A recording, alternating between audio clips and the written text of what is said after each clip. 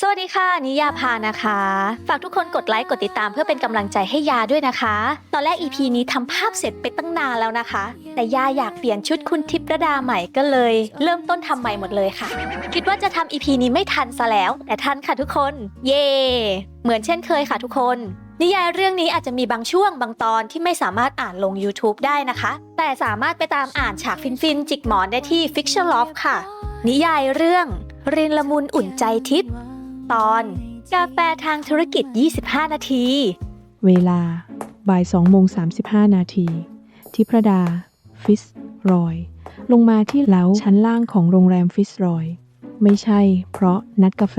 ตอนบ่าย3เธอไม่ได้ตื่นเต้นไม่ได้รีบไม่ได้อยากตรวจดูว่าโต๊ะมุมในสุดไม่ใกล้ลินลี่ถูกจัดไว้เรียบร้อยจริงหรือไม่เธอเพียงลงมาตรวจมาตรฐานพื้นที่ให้บริการเครื่องดื่มช่วงบ่ายตามหน้าที่ผู้ดูแลกิจการโรงแรมนั่นคือคำอธิบายอย่างเป็นทางการถึงแม้เลขาจะรู้ดีว่าคุณทิพดาไม่เคยลงมาตรวจเล้านี้ก่อนนัดกาแฟกับใครล่วงหน้าถึง25นาทีมาก่อนในชีวิตเล้านี้ของโรงแรมฟิตร้อยสวยสงบอย่างที่ควรจะเป็นพื้นหินอ่อนสีครีมสะท้อนแสงนุ่มจากโคมไฟระยะโซฟาหนังสีเบจเรียงตัวเป็นสัดส่วน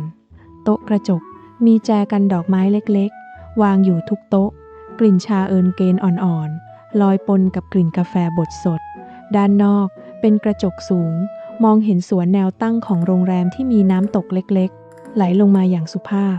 ราวกับน้ำเองก็รู้ว่าที่นี่ไม่ควรเสียงดังเกินไปทิพดาหยุดหน้าโต๊ะมุมในสุดบนโต๊ะมีแจกันคาโมไมล์เล็กๆ1 ใบดีไม่ใกล้ลิลลี่ดีแสงไม่แรงเกินไปดีตำแหน่งนั่งหันจากทางเดินหลัก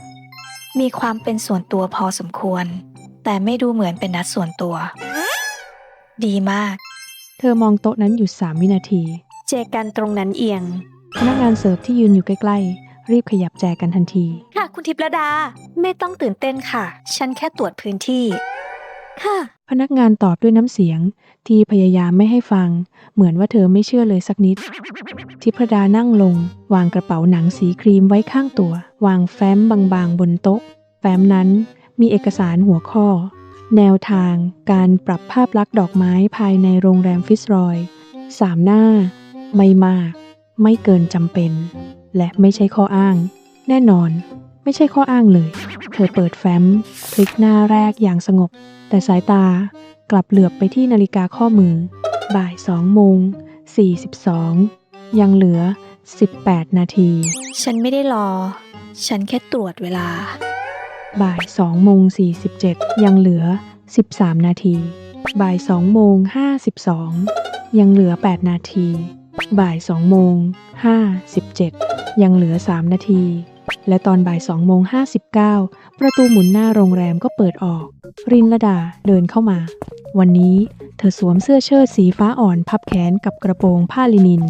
สีขาวครีมผมยาวสีน้ำตาลเข้มถูกรวบหลวมๆมีปลอยผมตกค้างแก้มเหมือนเดิมมือหนึ่งถือถุงผ้าสีเขียวอ่อนอีกมือถือแฟ้มเล็กๆลายดอกคาโมไมล์เธอเดินผ่านล็อบบี้ด้วยท่าทางสบายๆไม่รีบไม่เกรงไม่เหมือนคนที่กำลังมาพบผู้หญิงที่ทั้งโรงแรมเกรงใจก่อนจะหยุดกลางทางเพราะมีเด็กผู้หญิงคนหนึ่งทำตุ๊กตากระต่ายตกรินลดาก้มลงเก็บตุ๊กตาให้ทันทีปัดฝุ่นเบาๆแล้วยื่นคืนเด็กหญิงยิ้มกว้างแม่ของเด็กกรีบขอบคุณรินลดายิ้มตอบพูดอะไรบางอย่างที่ทำให้เด็กหัวเราะแล้วค่อยเดินต่อมาทางเล้าทิพดามองเหตุการณ์ทั้งหมดจากโต๊ะมุมในสุดสีหน้านิ่งมากแต่เธอปิดแฟ้มลงโดยไม่รู้ตัวรินลดาเดินมาถึงโต๊ะตอนบ่าย3พอดีจนเหมือนเธอตั้งใจท้าทายคำว่าอย่าสายของทิพดาด้วยความแม่นยำแบบสดใสสวัสดีค่ะคุณทิพย์ทิพดามองนาฬิกาตรงเวลารินลดายิ้มรินตั้งใจมากค่ะกลัวกาแฟทางธุรกิจ25นาทีถูกตัดเหลือ20นาทีถ้าคุณสายฉันก็ต้องตัดเวลาโหจริงจังมากเวลาคือทรัพยากรค่ะแล้วคุณลงมาก่อนกี่นาทีคะที่พรานิงรินลดายิ้มกว้างขึ้นรินถามเฉยๆค่ะไม่ได้แซว ฉันลงมาตรวจพื้นที่ค่ะ ตรวจพื้นที่ และตรวจมาตรฐานการให้บริการค่ะ มาตรฐานสำคัญมาก โดยเฉพาะโต๊ะที่ไม่ใกล้ลิลลี่ พนักงานเสิร์ฟที่กำลังวางแก้วน้ำแทบทำถาดหลุดมือทิพดาหันไปมอง พนักงานรีบยืดหลังตรงรินดายกมือขึ้นนิดหนึ่ง ขอโทษค่ะ รินทำให้ทีมงานเกือบเสียมาตรฐานถือถาด ทิพดาถอนหายใจเบามาก นั่งค่ะ ขอบคุณค่ะ รินลดานั่งลงตรงข้าม วางถุงผ้าไว้ข้างเก้าอี้ แล้วมองแจกันคาโมไมล์บนโต๊ะ ดวงตาเธอ สว่างขึ้น วางคาโมไมล์ด้วยเหรอคะ ทิพดาเปิดแฟ้มทันที เพื่อทดสอบลักษณะดอกไม้ภายในเล้าค่ะ ไม่ใช่พวกคุณชอบ รินยังไม่ได้พูดเลยค่ะ ว่ารินชอบ สีหน้าคุณพูด รินลดายิ้ม คุณอ่านสีหน้าคนเก่งขึ้นนะคะ ฉันอ่านคนเก่งอยู่แล้ว แปลว่ารินไม่ยากเกินไป คุณพูดมากเกินไป ไม่ต้องอ่านก็ได้ยิน รินลดาหัวเราะออกมาเบาๆ เสียงหัวเราะนั้นทำให้พนักงานเซิร์ฟที่ยืนรอเมนูอยู่ ใกล้ๆ หันมามองอย่างลืมตัว ก่อนรีบก้มหน้าลงทันที เมื่อเห็นสายตาของทิพรดา รินลดาเปิดเมนู คุณทิพย์ดื่มน้ำอะไรคะ กาแฟด รินลดาปิดเมนูทันที ำไม่อนุมัติค่ะ อะไรนะ ไม่อนุมัติค่ะ คุณดื่มกาแฟดำเหมือนมันเป็นภารกิจประจำชาติ ให้รินเดานะคะ ถ้าสั่งแก้วนี้อีกก็น่าจะแก้วที่ 5 แล้ว คุณรู้ได้ไง สีหน้าคุณบอกค่ะ นั่นมันคำพูดฉันค่ะ แต่ดื่มอย่างอื่นนะคะ เดี๋ยวร่างกายจะเครียดเกินไป ฉันไม่ได้เครียด ร่างกายเครียดค่ะ ทิพรดานิ่ง นั่นไม่เกี่ยวกับหัวข้อประชุม เกี่ยวค่ะ เพราะถ้าร่างกายคุณเครียด คุณจะมองดอกลิลลี่แรงขึ้น 10%พนักงานจะเครียด ดอกไม้จะเครียด โรงแรมจะเครียด พนักงานเสิร์ฟก้มหน้าลงอีกครั้ง คราวนี้ไหล่สั่นนิดๆ ทิพาดามองรินลดา คุณคิดจะสั่งเครื่องดื่มแทนฉัน ไม่ได้คิดค่ะ จะทำเลย คุณลิลดา มัทฉะร้อนไหมคะ รินลดาหันไปทางพนักงาน แล้วก็ชาคาโมไมล์น้ำผึ้งอุ่นๆ1 แก้วค่ะ พนักงานชะงัก มองทิพรดาเหมือนขออนุญาตมีชีวิตต่อ ทิพรดามองรินลดา รินลดายิ้มกลับ เพื่อทดสอบลักษณะเครื่องดื่มภายในเล้าส์ค่ะ เงียบไป1 วินาที ทิพรดาหันไปทางพนักงาน ตามนั้น พนักงานแทบถอนหายใจด้วยความโล่งอก ค่ะคุณทิพลดา รินลดายิ้มเหมือนชนะ ทิพรดาเห็น อย่าทำหน้าแบบนั้น แบบไหนคะ แบบที่รองเท้าแตะของคุณได้รับชัยชนะ2 ครั้ง ไม่ใช่รองเท้าแตะค่ะคราวนี้คาโมไมล์ชนะ ฉันไม่ควรนัดคุณมาที่นี่ แต่นัดมาแล้ว ในฐานะงาน ค่ะ ในฐานะงานที่มีมัทฉะร้อนด้วย ทิพรดาเปิดแฟ้มหน้าแรก เข้าเรื่องเลยค่ะ เรามีเวลาไม่มาก รินดานั่งตัวตรงทันที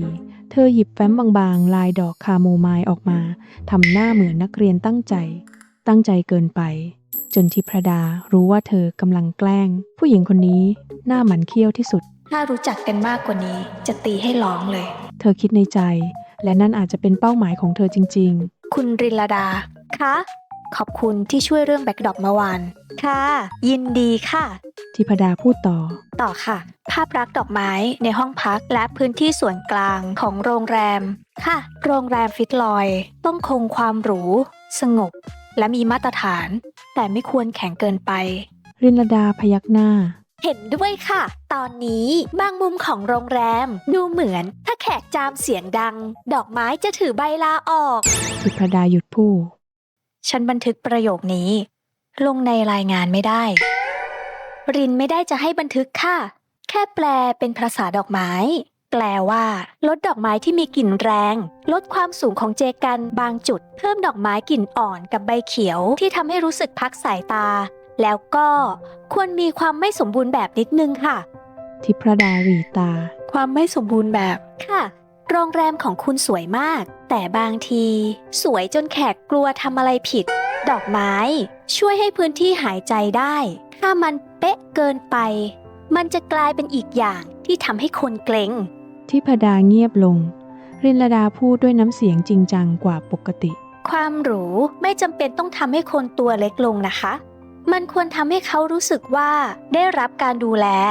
ประโยคนั้นวางลงบนโต๊ะอย่างนุ่มมากแต่หนักพอให้ทิพดามองเธอใหม่รินลดาไม่ได้แค่พูดเล่นไม่ได้แค่สดใสไม่ได้แค่จัดดอกไม้สวยเธอเข้าใจพื้นที่เข้าใจคนที่เดินเข้ามาในพื้นที่และเข้าใจว่าโรงแรมไม่ควรเป็นแค่สถานที่ที่บอกว่าเรามีอำนาจแต่ควรเป็นสถานที่ที่บอกว่าคุณพักได้ทิพดาก้มมองแฟ้มตรงหน้าเธอขีดเส้นใต้คำว่าความอบอุ่นในความรู้พูดต่อค่ะรินลดายิ้มเล็กคุณจดด้วยเหรอคะ ฉันจดเฉพาะเรื่องมีประโยชน์ แปลว่ารินมีประโยชน์ ความคิดเห็นคุณมีประโยชน์ก็ยังดีค่ะ ใกล้เคียงกัน เครื่องดื่มมาเสิร์ฟมัทฉะร้อนถูกวางตรงหน้าทิพดาชาคาโมไมล์น้ำผึ้งวางตรงหน้ารินลดามองมัทฉะร้อนด้วยความพอใจลองชิมค่ะทิพดามองแก้วมัทฉะร้อนเหมือนมองคู่เจรจาที่เธอไม่ไว้ใจฉันไม่ชอบอะไรที่ไม่ใช่กาแฟคุณลองแบบไม่ตั้งอคติได้ไหมคะฉันไม่ได้ตั้งอคติกับเครื่องดื่มสีหน้าคุณตั้งไปแล้วค่ะทิพดายกแก้วขึ้นจิบหนึ่งคำเงียบรินลดาโน้มตัวนิดหนึ่งเป็นยังไงคะใช้ได้แปลว่าอร่อยแปลว่าใช้ได้ค่ะใช้ได้แบบอร่อยทิพดาวางแก้วลงคุณมีนิสัยแปลคำพูดฉันเข้าข้างตัวเองใช่ค่ะชีวิตจะสดใสขึ้นเยอะเลยคุณใช้ชีวิตแบบนี้ตลอดรินลดาหยุดไปครู่หนึ่งรอยยิ้มยังอยู่แต่เบาลงไม่ตลอดค่ะบางวันก็สดใสไม่ไหวเหมือนกันคำตอบนั้นทำให้บรรยากาศนิ่งลงเล็กน้อยทิพดามองเธอรินลดาก้มมองชาคาโมไมล์ในแก้วหมุนแก้วเบาๆด้วยปลายนิ้วแต่ถ้าวันไหนพอเลือกได้รินก็เลือกให้มันเบาขึ้นนิดนึงค่ะอย่างน้อยก็ไม่ให้ทั้งวันหนักเท่าที่มันอยากหนักน้ำเสียงของรินดายังสบายๆแต่มีรอยของบางสิ่งซ่อนอยู่ไม่ลึกจนทำให้บทสนทนาหนักแต่พอให้ทิพดารู้ว่าความสดใสตรงหน้าไม่ใช่ความไร้เดียงสามันเป็นการตัดสินใจผู้หญิงคนนี้เลือกจะสว่างไม่ใช่เพราะไม่รู้จักความมืดแต่เพราะรู้จักมันดีพอจะไม่ยอมให้มันเป็นเจ้าของทั้งชีวิตทิพดาเงียบไปนานกว่าปกติแล้วพูดขึ้นเสียงเรียบนั่นเป็นความคิดที่ดีรินลดาเงยหน้าดวงตาเป็นประกายทันทีคุณชมรินเหรอคะฉันประเมินวิธีคิดก็ชมอยู่ดีค่ะอย่าแปลเกินค่ะแต่รินจะเก็บไว้ในใจในหมวดคำชมทิพดาไม่ตอบแต่คราวนี้ไม่ได้ปฏิเสธทันทีรินลดายิ้มอ่อนลงเหมือนรู้ว่าแค่นี้ก็พอแล้วหัวข้อถัดไปเริ่มขึ้นพูดเรื่องดอกไม้ในห้องสวีทดอกไม้สำหรับแขกระยะยาวดอกไม้สำหรับห้องเพนท์เฮาส์พอถึงคำว่าเพนท์เฮาส์ทิพดาหยุดปลายปากกานิดหนึ่งคุณจัดดอกไม้ให้เพนท์เฮาส์ของเชอกับตาบ่อยรินลดายิ้มค่อนข้างบ่อยค่ะเชอเป็นคนสั่งส่วนใหญ่ค่ะแต่บางครั้งคุณหมอตาแค่แอบสั่งให้คุณเชอเหมือนกันทิพดาเงยหน้าขึ้นตาสั่งให้เชอค่ะทำไมฉันไม่เคยรู้เรื่องนั้นรินลดากะพริบตาคุณทิพย์คะเรื่องคุณรักสั่งดอกไม้ให้กันไม่จำเป็นต้องรายงานผู้ปกครองนะคะทิพดานิ่งรินลดายกแก้วชาขึ้นบังรอยยิ้มรินพูดด้วยความเคารพค่ะคุณสนิทกับเชอมากพอจะรู้เรื่องนี้พอสมควรค่ะแต่ฉันก็สนิทกับหลานของฉันทำไมเชอไม่บอกเรื่องคุณกับฉันเธอหลุดและเพิ่งรู้ตัวว่าหลุดแบบไม่น่าให้อภัยเธอรีบหาเหตุผลอะไรสักอย่างกลบเกลื่อนทันทีฉันหมายถึงสั่งดอกไม้ขึ้นเพนท์เฮาส์มันเป็นพื้นที่ส่วนตัวของครอบครัวน่าจะบอกกันบ้างอ๋อค่ะพื้นที่ส่วนตัวรินลดายิ้มกว้างเธอไม่ได้พูดอะไรให้อีกฝ่ายต้องเสียฟอร์มไปมากกว่านี้คุณเชอเป็นลูกค้าประจำแล้วก็เป็นคนเลือกดอกไม้ละเอียดมากละเอียดเหมือนใครบางคนค่ะรินลดายิ้มเหมือนคุณทิพย์นิดนึงแต่คุณเชอละเอียดแบบกลัวคนรับจะรู้สึกผิดส่วนคุณทิพย์ละเอียดแบบกลัวโรงแรมจะรู้สึกผิดพนักงานที่เดินผ่านถือถาดชะงักไปหนึ่งจังหวะทิพดาหันไปมองพนักงานรีบเดินต่อทันทีคุณรินรัตดาอุ๊ยค่ะขอโทษค่ะเปรียบเทียบแรงไปนิดไม่ใช่นิดค่ะแรงพอสมควรทิพดาอยากจะดุแต่แทนที่จะดุเธอกลับถามว่าแล้วตาสั่งดอกไม้แบบไหนให้เชอ รินลดาเงียบไปครู่หนึ่ง คราวนี้เธอไม่ได้ยิ้มล้อ โทนขาวกับเขียวค่ะ บางครั้งมีดอกไม้สีฟ้าอ่อนนิดๆ คุณหมอตาตาบอกว่า คุณเชอร์อยู่กับเรื่องหนักๆ ของฟิสลอยโกมาทั้งวัน เวลากลับห้อง อยากให้เห็นอะไร ไม่ต้องตัดสินใจ ไม่ต้องรับผิดชอบ แค่สวยเฉยๆก็พอ ที่พราเงียบคำพูดนั้นเหมือนเปิดประตูเล็กๆ ให้เห็นชีวิตอีกด้านของเชอร์กับตาตา เชอร์ในฐานะผู้บริหารฟิสลอยโกลดเชอร์ที่ต้องตัดสินใจเรื่องคนจำนวนมาก เชอร์ที่เคยเปราะบาง จนเธอต้องคอยประคอง วันนี้มีตาตาอยู่ข้างๆ มีคนที่รู้ว่าเมื่อไหร่ เชอร์ควรหยุดเป็นผู้บริหาร แล้วกลับมาเป็นแค่เชอร์ที่พระดาหลุบตาลง ตาตาโตขึ้นมาก รินลดาพยักหน้าเบา คุณหมอตาตาอบอุ่นมากค่ะ แต่เป็นความอบอุ่นแบบเงียบๆ เหมือนคนที่เคยหนาวมาก่อน เลยรู้ว่าผ้าห่มควรวางตรงไหน ๆ ที่พระดามองรินลดา ประโยคของเธอสวยเกินกว่า จะเป็นแค่คนขายดอกไม้ หรือบางที คนขายดอกไม้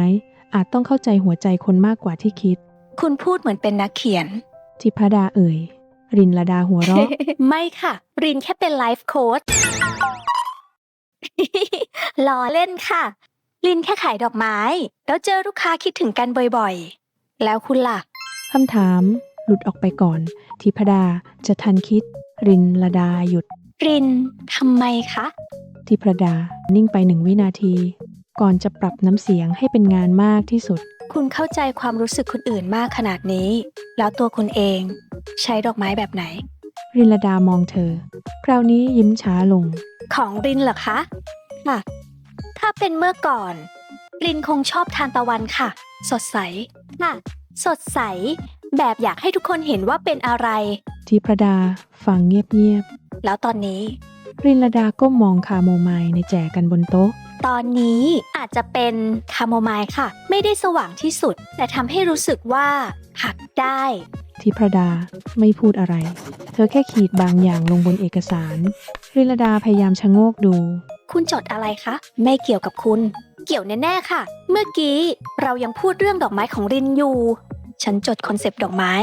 คอนเซปต์อะไรคะ ที่พระดาปิดแฟ้มช้า ความสดใส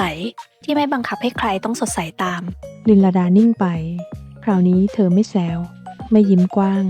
ไม่รีบแปลคำพูดของทิพดาให้กลายเป็นเรื่องตลก เธอแค่สบตาผู้หญิงตรงหน้าอยู่ครู่หนึ่ง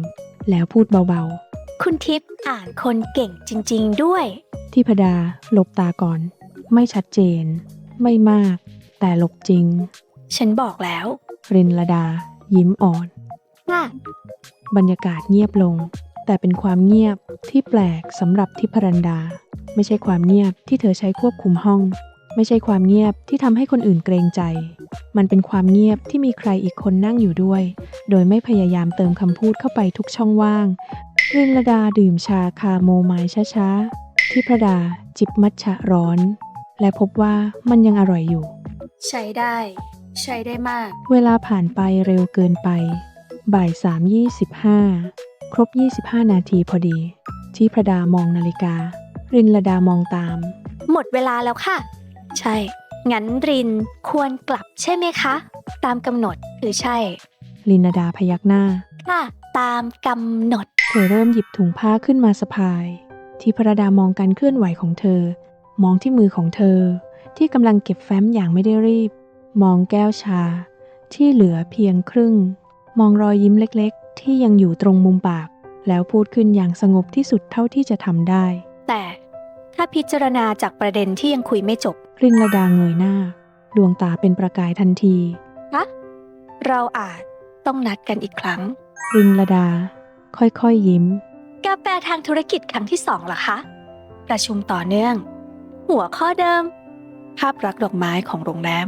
ค่ะ รินลดาพยักหน้าช้า หัวข้อดอกไม้นี่กว้างจริงๆนะคะ คุยได้หลายครั้งเลย ๆ ที่พระดามองเธอ ถ้าคุณสะดวก สะดวกค่ะ คำตอบเร็วเกินไป เร็วพอทำให้ทั้งสองคนเงียบพร้อมกัน รินลดาหัวเราะเบาๆ แก้เก้ หมายถึง ถ้าเป็นเรื่องงาน รินสะดวกค่ะ ค่ะ เรื่องงาน และถ้าคุณอยากลองเครื่องดื่มที่ไม่ใช่กาแฟดำอีก รินพอจะมีเวลาให้ความช่วยเหลือ ด้านมนุษยธรรม ฉันไม่ได้ต้องการการช่วยเหลือด้านเครื่องดื่ม วันนี้คุณดื่มมัทฉะร้อนไปครึ่งแก้วแล้วค่ะ ทิพดาก้มมองแก้ว จริง เธอดื่มไปครึ่งแก้วหน้าหงุดหงิด เพราะมันอยู่ตรงหน้า ค่ะ และมันไม่ได้เดินเข้าปากคุณเอง ทิพรันดาเงยหน้าขึ้น รินลดายิ้มอย่างผู้ชนะ คุณลีลาดา ค่ะ ไม่พูดแล้วค่ะ แต่เธอยังยิ้ม คุณทิพย์คะ ถ้าคุณอยากนอนหลับสบาย เย็นนี้ลองดื่มชาคาโมไมล์ดูนะคะ ฉันจะพิจารณา ค่ะ ทิพรดาปิดแฟ้ม วันมะรืนบ่าย 3 รินลดาชะงัก ไม่ใช่พรุ่งนี้เหรอคะ พรุ่งนี้ฉันมีประชุมทั้งวัน อ๋อค่ะ แต่ถ้าคุณมาส่งดอกไม้ให้เพนท์เฮาส์ของเชอกับตาตา รินลดาหยุดชะงัก ทิพดารู้ตัวทันทีว่าพูดประโยคที่ไม่จำเป็นออกไป เธอจึงรีบต่อ ให้แจ้งฝ่ายบริการล่วงหน้า รินลดามองเธอ ยิ้มช้ามาก ค่ะ แจ้งฝ่ายบริการล่วงหน้า เพื่อมาตรฐานโรงแรม ค่ะ เพื่อมาตรฐานโรงแรม และความเป็นส่วนตัวของแขก ค่ะ แขกที่เป็นหลานของคุณทิพย์ ใช่ ไม่ได้เกี่ยวกับว่าปรินจะผ่านล็อบบี้หรือเปล่าเลย ทิพดานิ่ง คุณคิดมากเกินไป ค่ะปรินชอบตีความในทางที่ทำให้ชีวิตสดใสขึ้นค่ะ คุณควรลดนิสัยนี้บ้าง ไม่ได้ค่ะ ถ้ารสมากเกินไป ชีวิตจะจืด ทิพดาเกือบยิ้ม คราวนี้เธอรู้ตัวก่อน จึงยกแก้วมัทฉะร้อนขึ้นจิบเพื่อบังมุมปาก รินลดาเห็น แต่ไม่ทัก บางทีการไม่ทักก็เป็นวิธีใจดีของเธอ รินลดาลุกขึ้น รินกลับแล้วนะคะ ทิพดาลุกตามอย่างเป็นธรรมชาติ ฉันจะเดินไปส่ง รินลดาหันมามองทันที ทิพดาแก้เสียงเรียบ เพราะฉันต้องตรวจล็อบบี้ ค่ะ ตรวจล็อบบี้ และดูใจกันคาโมไมล์ ค่ะ ดูเจกัน รวมถึงทางเดินหน้าโรงแรม ค่ะ ทางเดินที่รองเท้าส้นสูงของคุณเคยเสียสละชีวิต ทิพดาหยุดเดิน รินลดายิ้มสดใส ขอโทษค่ะ ประโยคนั้นมันหลุดมาเอง คุณควบคุมประโยคของตัวเองได้น้อยมาก แต่คุณควบคุมทุกอย่างเยอะแล้วค่ะ เราเฉลี่ยกันพอดี ทิพดาไม่ตอบ แต่เดินต่อ ทั้งคู่เดินเคียงกันผ่านเล้าไปยังล็อบบี้ พนักงานที่เห็นภาพนั้นต่างพยายามมองอย่างสุภาพที่สุด ทั้งที่ความอยากรู้อยากเห็นล้นออกมาจากสายตาอย่างชัดเจน คุณทิพดาเดินมาส่งเจ้าของร้านดอกไม้ ไม่สิ ตรวจล็อบบี้ คุณทิพดาดื่มมัทฉะร้อน ไม่สิ ทดสอบเครื่องดื่ม คุณทิพดานัดอีกครั้ง ไม่สิ ประชุมต่อเนื่อง ทุกอย่างมีคำอธิบายอย่างเป็นทางการ และทุกคำอธิบายดูไม่น่าเชื่อเลยสักนิด เมื่อถึงประตูหมุนหน้าโรงแรม รินลดาหยุด ขอบคุณสำหรับชาคาโมไมล์นะคะ โรงแรมเป็นผู้ให้บริการ และขอบคุณที่ยอมให้รินสั่งมัทฉะร้อนให้ค่ะ ฉันยอม เพราะไม่อยากเสียเวลาถกเถียง ค่ะ แต่คราวหน้ารินจะเลือกเมนูให้อีก ฉันยังไม่ได้ตกลง แต่คุณนัดคราวหน้าแล้ว ทีพดามองเธอ คุณเป็นคนจับช่องว่างเก่ง รินจัดดอกไม้ค่ะ ช่องว่างสำคัญมาก คำตอบนั้นทำให้ทิพระดาเงียบ รินลดามักพูดอะไรแบบนี้เสมอ เหมือนเล่น แต่ไม่เล่น เหมือนเบา แต่ไม่เบา รินลดายกมือโบกเบา แล้วเจอกันค่ะคุณทิพย์ ๆ ทิพราพยักหน้า ค่ะ คุณรินลดา รินลดาเดินออกไปทางประตูหมุน แต่ก่อนจะพ้นออกไป เธอหันกลับมาอีกครั้ง อ๋อ คุณทิพย์คะ อะไรคะ มัทฉะร้อนวันนี้ คุณดื่มไปครึ่งแก้ว ฉันรู้ คราวหน้า รินจะทำให้คุณดื่มหมดแก้วค่ะ ทิพดานิ่ง รินลดายิ้มตาหยี ถือเป็นเป้าหมายทางธุรกิจนะคะ แล้วเธอก็เดินออกจากโรงแรมไป ประตูหมุนค่อยๆ พาเธอออกสู่แสงบ่ายด้านนอก ที่พระดายืนอยู่ตรงนั้น ครู่หนึ่ง มองตามผู้หญิงที่เดินไป พร้อมถุงผ้าสีเขียวอ่อน ผมสีน้ำตาลเข้มไหวเบาๆกับแสงแดด รอยยิ้มของเธอยังเหมือนคาโมไมล์กลางล็อบบี้ ไม่รู้ที่สุด ไม่เด่นที่สุด แต่ทำให้พื้นที่รอบตัวอุ่นขึ้นอย่างปฏิเสธไม่ได้ คุณทิพย์ระดาคะ เสียงเลขาดังขึ้นด้านหลัง ทิพดาหันกลับมา สีหน้าเรียบเหมือนเดิมทันที อะไร เลขา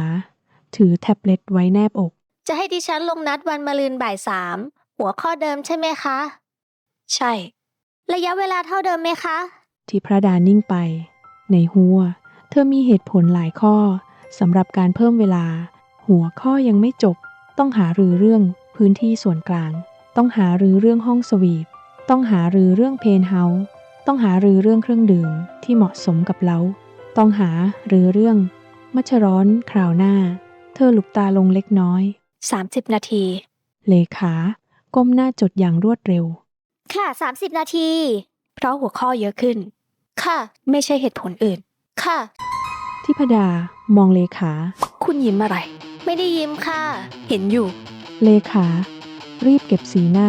ขอโทษค่ะ ทิพดาเดินกลับเข้าไปในล็อบบี้ผ่านแจกันคาโมไมล์กลางโถงเธอหยุดเล็กน้อยก้มมองดอกไม้ดอกเล็กๆสีขาวเหลืองตรงหน้าจากนั้นพูดเสียงเรียบกับพนักงานที่ยืนอยู่ใกล้ๆ เจกันนี้ดีแล้วไม่ต้องเปลี่ยน ค่ะคุณทิพระดา เธอเดินต่อไปยังลิฟต์ผู้บริหารก่อนประตูลิฟต์ปิดเธอมองเงาสะท้อนของตัวเองในกระจกผู้หญิงวัย 48 ในสูทสีเบจยังดูสง่างามเหมือนเดิมนิ่งเหมือนเดิมมีฟอร์มเหมือนเดิมแต่ในมือข้างหนึ่งเธอถือแฟ้มที่มีคำว่าคาโมไมล์ถูกขีดเส้นใต้ถึง3 ครั้งและในใจมีเสียงของรินลดาลอยขึ้นมาอย่างน่ารำคาญ คราวหน้า รินจะทำให้คุณดื่มหมดแก้วค่ะ ทิพดาหลุบตาลงมุมปากขยับขึ้นนิดนึงนิดเดียวแล้วเธอก็พูดกับตัวเองอย่างเป็นทางการที่สุดว่า เป้าหมายทางธุรกิจไร้สาระ ประตูลิฟต์ปิดลงแต่รอยยิ้มนั้นยังไม่หายไปทันที ขอบคุณทุกคนที่รับชมรับฟังจนจบนะคะ ขอให้วันนี้เป็นวันที่ดีสำหรับทุกคนค่ะ และถ้าใครดูอยู่ตอนกลางคืน ขอให้คืนนี้นอนหลับฝันดีค่ะ Have a good day and have a good dream ค่ะ ไม่เข้ากับทางไม่เข้ากับโลกที่ฉันคุ้นใจแต่พอได้ใส่กลับนุ่มเหลือเกินเบาสบายจนไม่อยากทอดไปไหนเธออาจไม่เข้ากับชีวิตฉันเท่าไร